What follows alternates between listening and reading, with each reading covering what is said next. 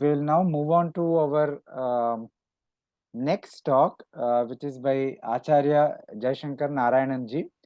He'll be speaking on the topic Shabda Pramana in Vedanta Paribhasha. Just a brief introduction. Jaishankar Narayanan ji is a student of Pujya Swami Dayanand Saraswati ji, and he has undergone the 3-year residential Vedanta course with Pujya Swami ji at Arsha Vidya Gurukulam, Anekatti, Coimbatore, between 1995 and 1998. He is an alumnus of IIT BHU Varanasi. Jaishankar ji graduated as an engineer and was working in India and later in USA as a software engineer. He met his Guru Swami Dayananda ji first at Arsha Vidya Gurukulam in USA and then decided to study Vedanta in India. After completing his 3 years residential course, he married his wife Sri Vidya, who was also a student of the same course. And later, under Puja Swamiji's guidance, Jaishankar ji and his Guru Bhai Kalyan Kumar ji both have built a Gurukulam. I think the Gurukulam was built in 2010, and as a tribute to his Guru, the Jaishankar ji and Kalyan Kumar ji and Sri Vidya ji, all the three of them are currently running the Gurukulam. The Gurukulam is called as Arsha Vidya Varshini Gurukulam, and it is at Tirunelveli district in India, in Tamil Nadu. And Jaishankar ji teaches Vedanta and Samskrita both online and offline. Om Sadashiva-Samarambham Shankaracharya-Madhyamam Asmadacharya-Paryantam Vande Guru-Paramparam Yada Vidya-Vilasena Bhuta-Bhautika-Srittayaha Tannaumi Paramatmanam Satchidananda-Vigraham.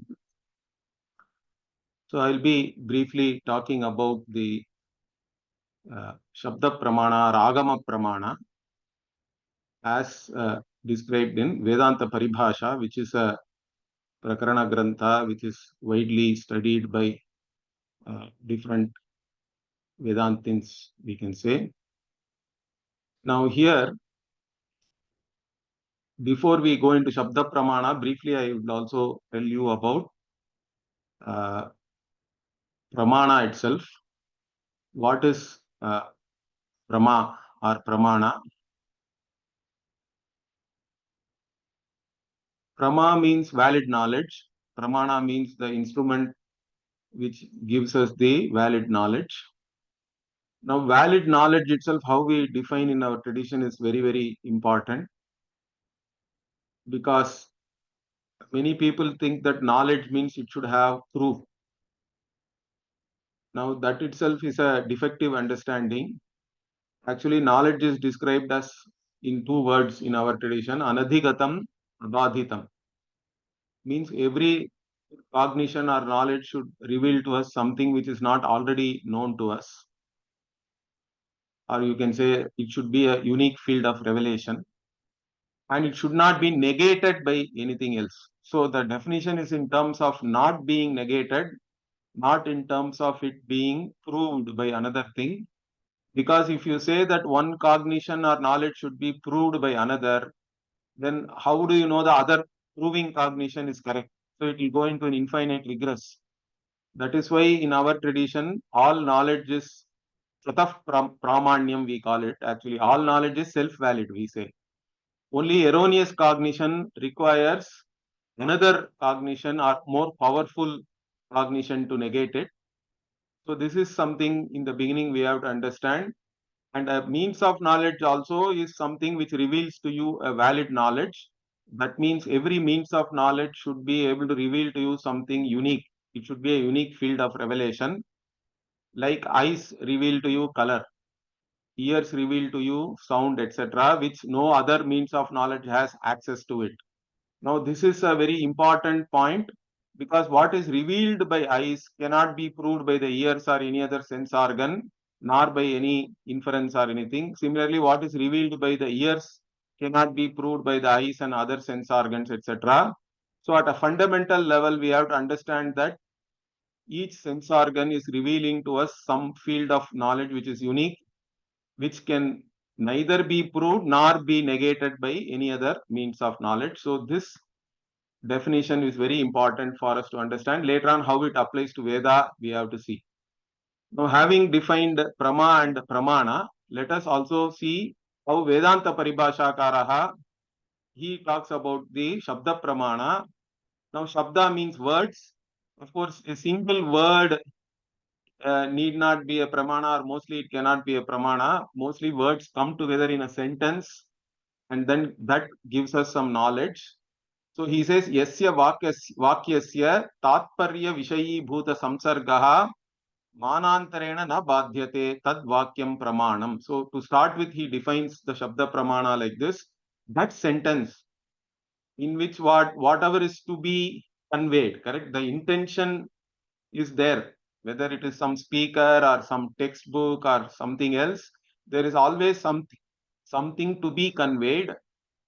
That whatever is to be conveyed is called the Tatparya Vishaya, and which sentence is able to convey that through the connections or relationship between the words, correct? Because the sentence itself is a group of words, and the group of words come together, they have certain connections, we'll see that, and through that they are able to reveal something. And more importantly, again, the abadhyatvam, manantarena na badhyate, it should not be negated by any other means of knowledge. So that is the Shabda Pramana we are talking about. Now, the Shabda Pramana itself, again, how do you even consider Shabda as a Pramana? Another way of putting it, sometimes they say Apta Vakyam as Shabda, means it should be a reliable source. Aptaha means here you can say somebody whom you can rely on if it is a human being. Otherwise, Veda is taken to be reliable only. About that we'll again talk later. But basically, the words which cannot be negated by any other means of knowledge, but it is also a reliable source. Again, the meaning of a sentence itself, when we talk about how does a sentence give rise to the different whatever meaning it is supposed to reveal to us. So in this, there are 4 different causes are talked about here. Chatvari Karanani. It is Akanksha, Yogyata, Asattayaha, and Tatparya Jnana. Now in this, what is this Akanksha? First we have to see. When the words come together in a sentence, each word should fulfill some expectation. In fact, each word creates an expectation, and that expectation should be fulfilled by the other words. Then only the sentence will become meaningful.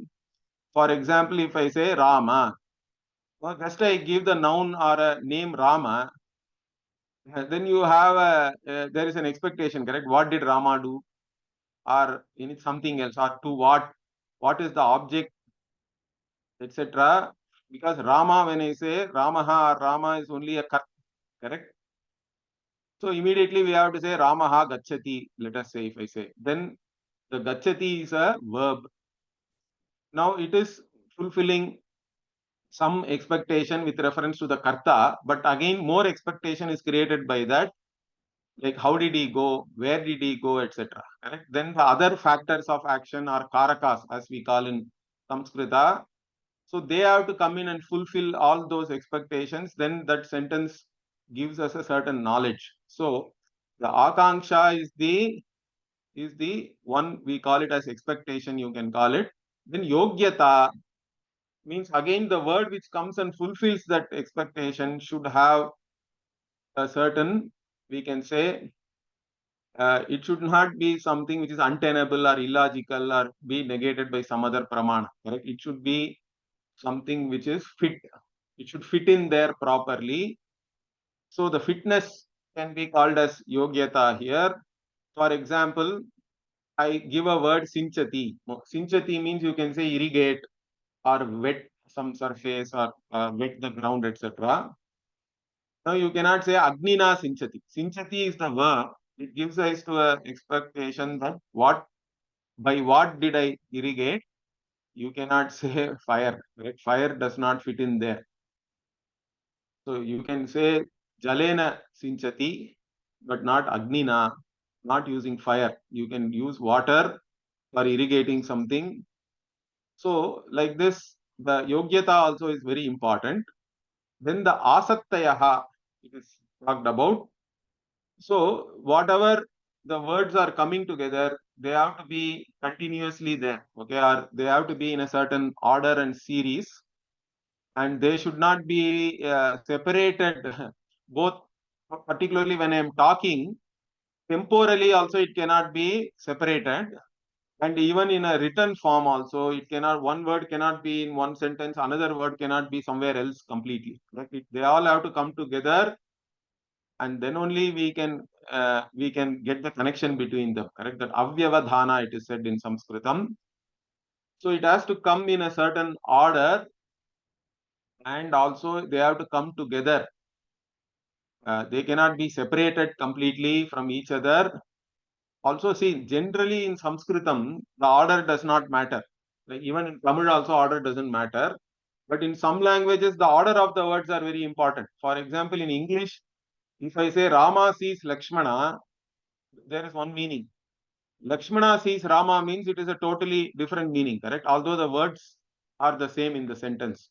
At least in Sanskritam, Ramaha Lakshmanam Pashyati means the verb is related to the karta and the karma, correct? The object of action. Those things are provided by the noun suffixes themselves in languages like Tamil and Sanskritam. So you have a certain freedom of putting the words in whichever order you want. But even there, even in Sanskritam, sometimes the order is very important. Suppose I say Ramaha Vasudevaha, Krishnaha Dasharatihi, means it is wrong, correct? Basically, these four words, I have to say Ramaha Dasharatihi, Krishnaha Vasudevaha, because Rama is the son of Dasharatha, Krishna is the son of Vasudeva. Now you cannot change the order there. So even in Sanskritam, sometimes the order is important. So we have to understand that. So the asati includes all these things. Then finally the tatparya. Tatparya, in fact, is the most important thing. Okay, because what is being conveyed or what is conveyed by a particular sentence does not always depend on only the word meaning. So one classic example which is given in the tradition is what we say, that a father, let us say a father tells his son, Visham Bhungshva. Visham Bhungshva means what? Eat poison. Now the literal meaning of that doesn't make any sense, correct? A father cannot tell his son to eat poison. Now we have to understand the context. When did he say that? Means his son wants to go and eat at his enemy's place. So father is saying going and eating in the enemy's place is as good as eating poison. So to discourage him from going there, he is saying eat poison. So like this, that eat poison does not really mean that he has to eat poison. It is to tell him that don't go to my enemy's place and have whatever lunch or some food or something. Okay, don't go to a party in my enemy's place. So like this, or even many times sarcasm also is used, correct? So sometimes we use words to mean completely opposite of what we are saying. Now, there in those cases and all, the tatparya, or what is the intention or what is to be actually revealed by that sentence is very important. So these four things make up a particular sentence. In fact, in all these things, there are a lot of discussions are there, because in a text like Vedanta Paribhasha, the other views are also taken up, like the Nayayika's views, or in some cases the Purva Mimamsaka's views, and they are also discussed, and our view is actually established. So now I don't want, in fact, we don't have time to go into all the details of that here. And sometimes, in fact, Vaidika examples are given, and also Loukika or worldly examples are given. Uh, so anyway, so here, having seen this, that there are four things which actually causes the particular sentence to give us a particular meaning.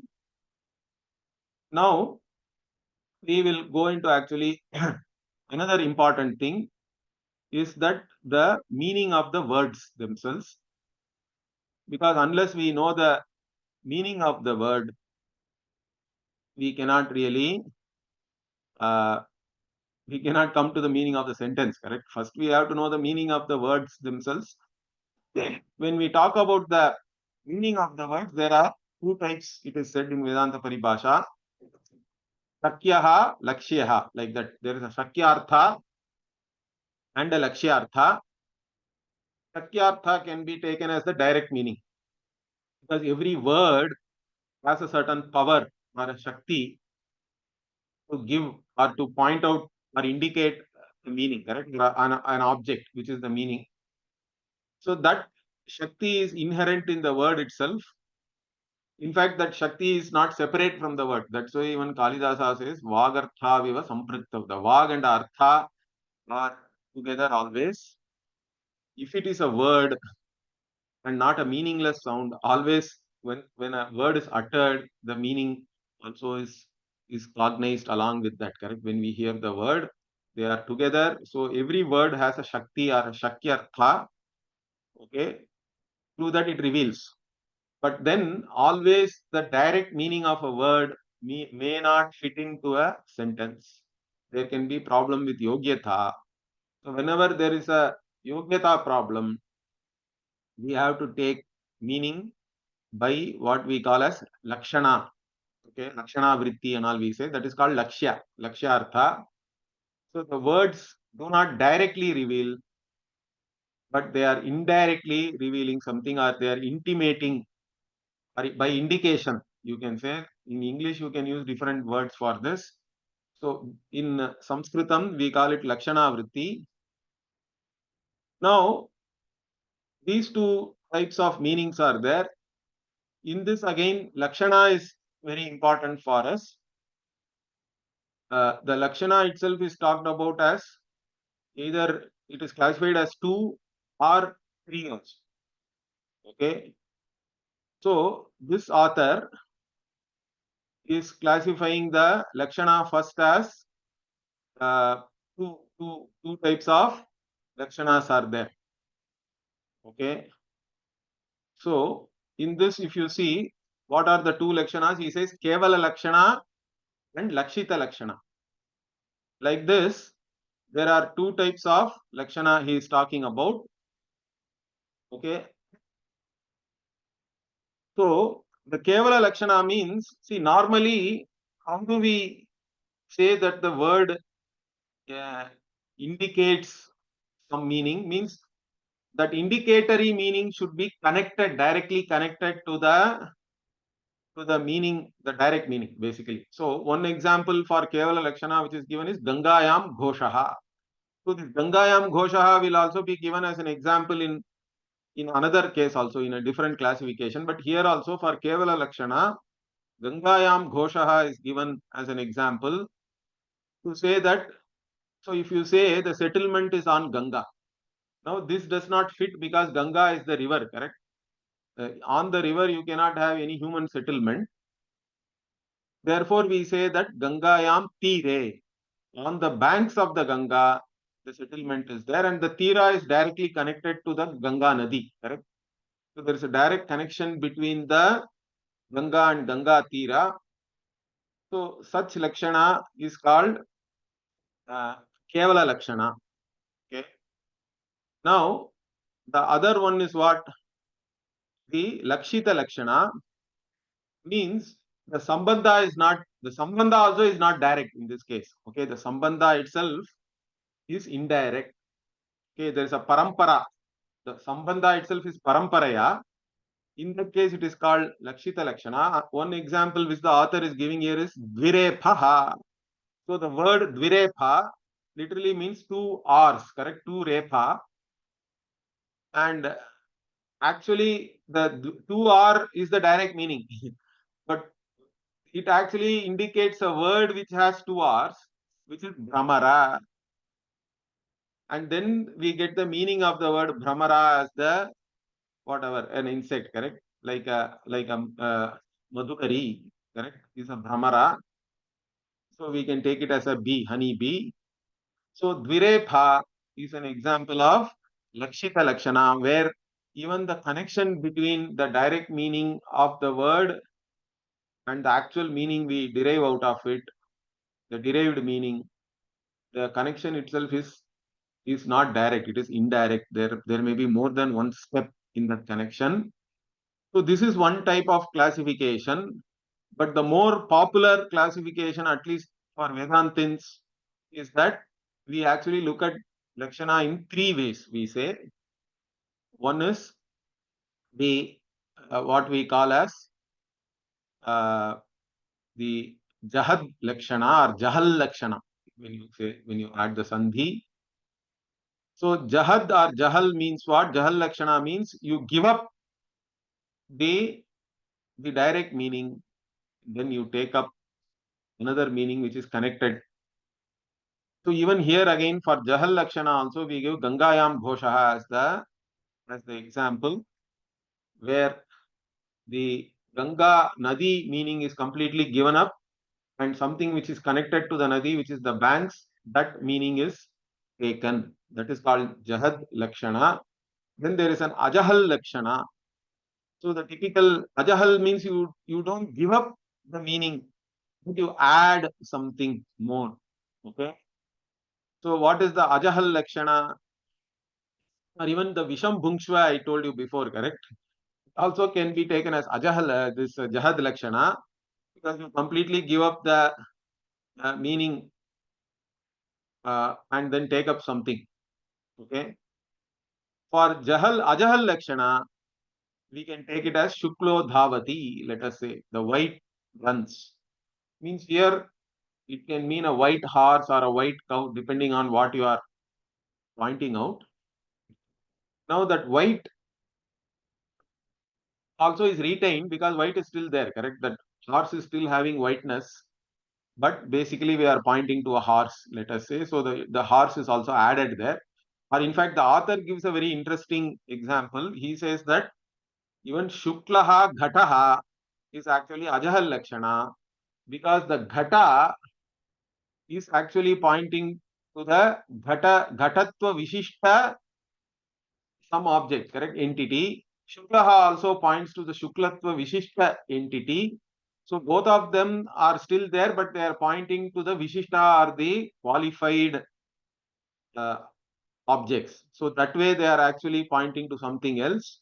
So like this, we have Jahad Lakshana, Ajahal Lakshana, and then we talk about jahad-ajahad-lakshana also, where we give up a portion and retain a portion, which is very important for Vedantins particularly, because the Mahavakyas we say are all jahad-ajahad-lakshana, and that is something because like Tattvamasi, when we say the direct meaning of Tat and Tvam, there is no Yogyata.